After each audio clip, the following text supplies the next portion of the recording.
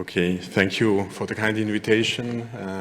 It's a pleasure to be here and talk about the hybrid approach. I think we have heard a lot about stents and DCBs, and as already has been mentioned, there is certainly a place for stents and a place for DCBs. So in the beginning, when I began to use DCBs, the resistance to DCB was very high in 2009 when the Sequence came on the market in Europe and when we did the basket small study. And now there's a hype. I think it's that the penetration gets better. You have seen this. I just want to emphasize the right side, as has been mentioned. At 12 months and beyond, there is no difference in all kinds of stents. You have modern stents, old stents, it's the metal. And I wonder if the bioadapter will be different because you still leave metal in. So I think we have to prove that this works. So this has been mentioned, and I think this is very important. And I think CTO operators use a lot of drug-coated balloons because the CTO field is certainly the place where you can safely use DCBs because you have collaterals, even if the vessel closes. This is not the aim of doing it, but as Omer said, at the moment when you open up the CTO, you have a chronic negative remodeling of the distal vessel. And this will not resolve with nitro during the CTO PCI. That means you will put the stent in at that moment, and 2 months later, the stent will be malapposed, underexpanded. So we have this experience also with full metal jacket, with reocclusion of the CTO. So all the investment you did was lost because of that. So the distal part, I'm not talking about healthy vessels, because you will do IVUS and look at the distal part. If it's healthy, you don't need a DCB. But if you have disease, you will treat it, you will dilate it, and you will modify the plaque. But we will use more stents. So the stents can be used for the CTO body, or the question that was raised before, the subintimal space. When you do dissection re-entry techniques, normally we stent the subintimal pathway because sometimes it collapses, you have hematoma, and you will have reocclusion of the CTO. But the distal part is certainly the territory where you should use DCBs. Because also, you should not touch the surgery's landing zone. I think one of the future indications for DCB is in multi-vessel disease to use DCBs, have a vessel growth, and in a second time you can send the patient perhaps to surgery. So you prepare that. This is also something that is very important, and we have learned it mostly in the full metal jacket area or the full metal jacket CTO PCI. This is a work from Lucerne, Switzerland, and the same has been proven by the group of Akiko, who showed the latest data at the TCT, that you have that predictor is the stent length. The stent length is a strong predictor of restenosis. And something that is new, that has also been shown by Akiko at the TCT and his group, is you have acute recoil of the stent, but don't think that this calcium that is behind the stent will stop.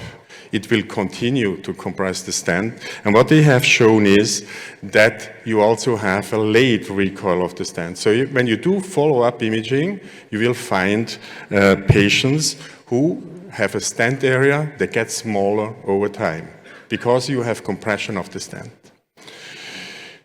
And the factors associated with target lesion revascularization was exactly this phenomenon. This is very strong. So that means when you have a late recoil of the stent, this is a strong predictor of restenosis. And it's not so infrequent when you look. Only about 2/3 of the patients did not show any problem, but all the other patients, you have chronic recoil with stent fracture or deformation or without. But this indicates revascularization of these patients. So what is the difference between stents and DCBs? And this is mainly for the paclitaxel-eluting balloons. This has been proven. You have a positive late lumen gain. So I think paclitaxel will be different from sirolimus. We have to show that, but we don't have the data until today for sirolimus. And for stents, the only way is to the left side. You have late lumen loss, and you will have it. These data have been shown. So what is the rationale of going for hybrid and taking the best out of the treatment options we have? I think we still have to be safe.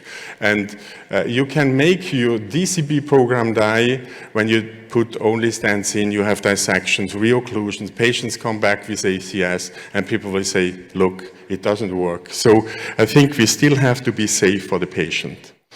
Well, preserve vasomotion. I think this is certainly important.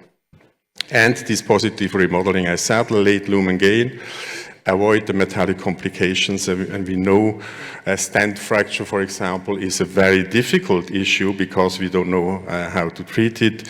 And the option of a shorter DABT, I think this is a very good indication. So, putting in less stents, yes, this works. So when we compare the Syntax 1 trial to the Syntax 2, who was physiology-driven, we used less stents.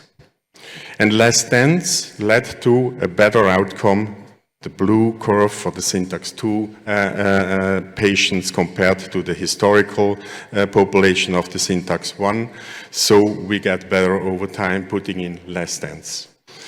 Long stents, this is the Grand Death Registry, showed when you put stents longer than 40 millimeters in, you double the stent thrombosis rate and you double the MACE rate, the revascularization rate. And something that is very interesting to observe is in the Bello trial, in the Big Collector trial, and in this trial, is after 12 months, you have a plateau of the MACE rate in the DCB group, whereas you have an increase of MACE rate over time with the stents. And in all the three studies, this was the same. The same was proven also in the Absorb trial. After 3 years, there was a plateau in the patients who got an Absorb. So metal does matter. So do we have any data for hybrid PCI?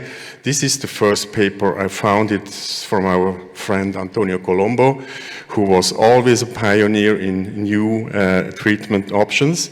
He did a study, he published in 2013 comparing drug-eluting stents or drug-coated balloons alone or combined with DCB, and he found no difference. So it's safe, and from the efficacy point of view, it's feasible. This is a newer study. They treated patients with DCB or DCB and DES, that means a hybrid treatment, and compared it to the stents. On the bottom left, you see that in the DCB-based group, only 30% stents and 60% DCBs and 100% in the DES. That's clear. On the right side, you see the more lesions you treat, the more risk you have that you will use a stent. And the outcome, finally, is a little bit the same like for the drug-coated balloon study. So you see the blue line on the right side that makes a plateau, and on the red line, which is the stent group, has a steady increase of the MACE rate. So you more than half the MACE rate in this group. So you have seen data in the CTO PCI on the right side. The group showed no difference between DCB or DCB and DES against DES. On the left side, an interesting study that was published this year showed a difference in favor of the DCB. That means DCB in CTO seems better than DES-based strategy. This is a study on DCB only in CTO PCI who showed no difference. That means it's feasible. If it will be better, we will see in the future. So just show you a case. This is a case from our daily business, and you see also in Switzerland we treat old ladies. So this is a lady that was in very good shape, but she had limiting angina, and okay. Yeah, Khalid, wake up. 1 minute, please. 1 minute, okay. Just show you, it's a fast case, so we finished. Old lady, so this is the anatomy. You see diffuse three-vessel disease. It was ischemia in the LAD from the echo and the wall motion abnormalities, but you see diffuse disease circumflex right. So what we did, we treated the LAD, and in the midline you see the DCB-based result, no stents.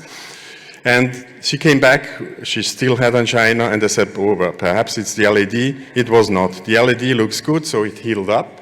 But it was the right coronary artery, so complex disease. You don't want to put 3 stents in here. And we treated the circumflex with a stent and the DCB in a hybrid approach, and the patient got asymptomatic. This is a CTO based on DCB only, done with Gregor and myself. So this is the DCB result, and we have the follow-up of this patient 3 months later, and I think you cannot do it better with stents. So deaths have late hazards, so we should avoid long stents.